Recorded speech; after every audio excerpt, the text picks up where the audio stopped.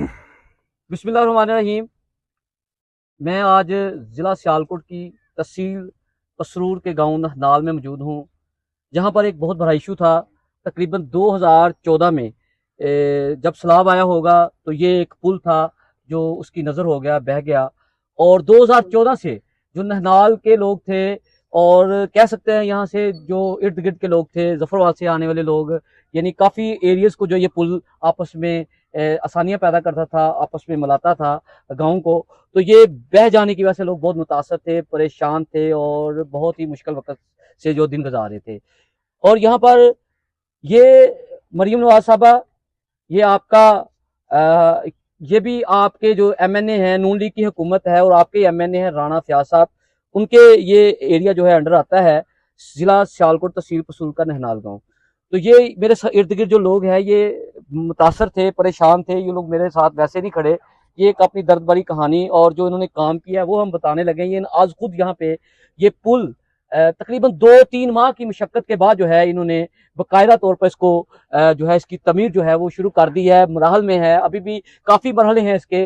तो ये पुल जो हमें बताया गया है कि ये पुल का जो 8-10 फुट जो है, जो मुगलिया दौर में मुगलिया ने बनाया था पुल, वो अपनी यानी सहूलत के लिए उसने बनाया था।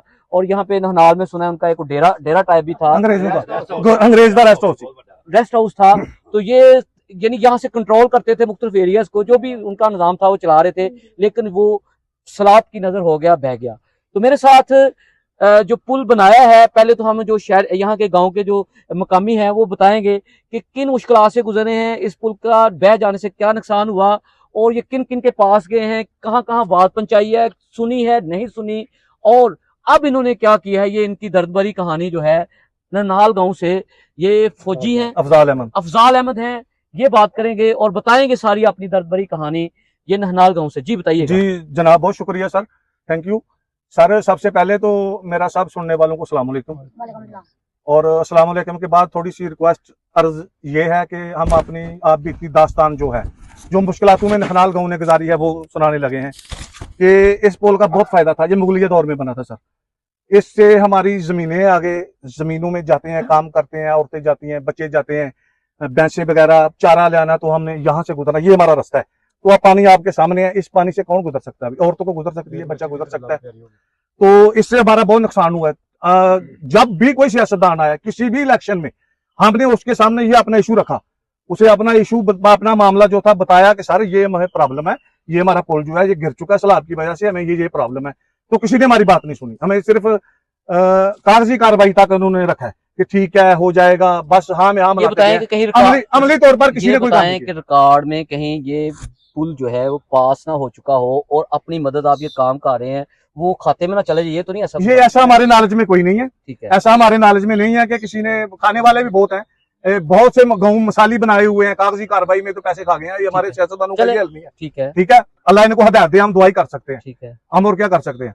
यही है कि आप हम तो, हमें एमपी एमएनए से भी बढ़कर ये भाई फैसला है हमारा। इसने इतनी मेहनत किया, इसने अपनी जात को कुर्बान किया, अपने बच्चों के मुंह से निवाला निकाल कर, ये सऊदीया में होता है, ये वहां मजदूरी करता है, कोई इसका कोई अपना कारोबार नहीं है। मजदूरी करके इसने अपने रिज़्क़े हलाल कमाकर 10-9 से अपने बच्चों का पेट काट कर यहाँ लगाया। इसने सारी एफर्ट की है। 57-58 लाख रुपया हों तक साढ़ा लग गया थे। इस बंदे की सारी एफर्ट है। ये फिर सारे दोस्त मिले, अकरम मेंबर साहब, सारे जिन्हें भी साडे दोस्त अभाव सन, असीं कोशिश की कि इन्हें सानू मना किया कि तुसीं पैसे मैनूं ना भी गराही करके दोगे, तो असीं फिर सोचा नहीं कि इस बच्चे ते लोड ना पवे, असीं इहदा कुछ ना कुछ हत्थ बटाइए। असीं पिंड चों गराही की, साडी एक फाउंडेशन बनी हुई है नखनाल दी, उन्हें 5 लाख रुपया दिता सानूं, वो वेलफेयर फाउंडेशन है नखनाल दी। हमारे जेडे दोस्त सऊदी अरब मुंडे ने उन्हें अपनी बनाई दी है, वो वेलफेयर के छोटे मोटे जेडे काम करते रहते हैं। 5 लाख रुपया उन्हें भी दिता, फिर पिंड च भी गराही की, 57-58 लाख रुपया हों तक ला छड़िया। सानू ही एमपी एमएनए गोली मारनी है, साडे लिए आही एमपी है एमएनए, असीं की करना, इन्होंने सिर्फ वोट लैन आ जाते हैं, मामला साडे सुनते ही नहीं, इन्होंने सिर्फ वोट लैन आना साडे कोलों।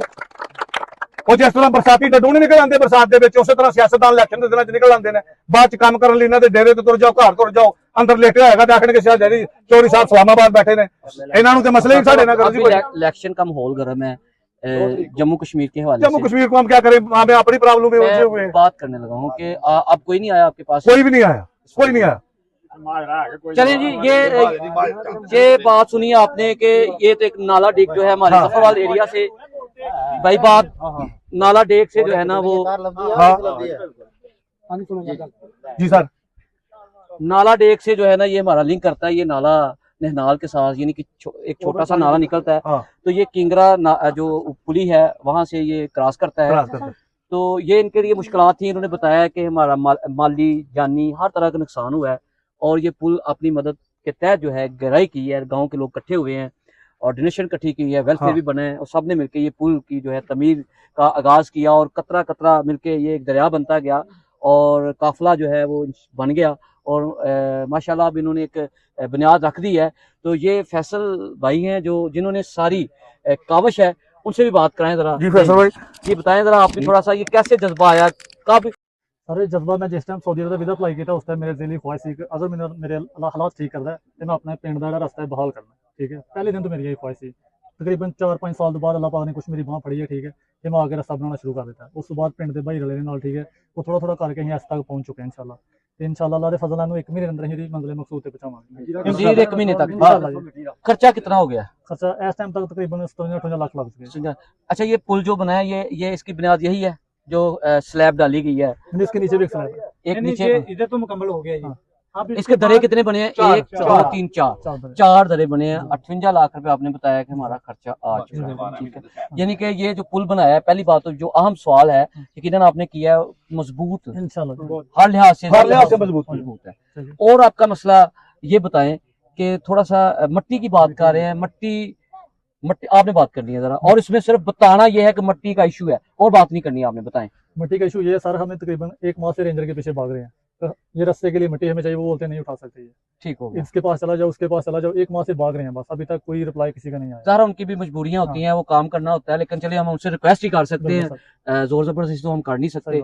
तो ये जी एक मुतालबा है जो हम यकीनन पुल जो है आखिरी मरहल में है, 1 माह में कहते हैं मुकम्मल हो जाएगा।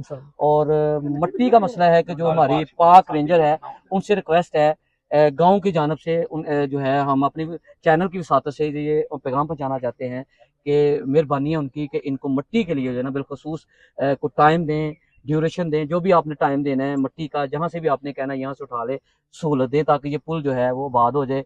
आपको भी दुआएं मिलेंगी। ये आपका भी मसला है, इनका भी मसला है, क्योंकि ये हमारे सरहदी गाँव हैं। तो सरहदी एरियाज जो होते हैं बहुत जो हमारी पाक आर्मी है उनके लिए भी बड़ी ज़रूरत होती है, गांव के लोगों की भी ज़रूरत होती है। तो लिहाजा फौरी तौर पे जो मट्टी का जो मुतालबा है गांव का, तो फौरी तौर पर उसका मसले का हल करे। और दूसरी बात ये है, दोबारा बताने लगा हूँ कि ये पुल बनने के बाद जो है ये करीब 3 दहात जो हैं उनके लिए आसानियाँ पैदा हो जाएंगी।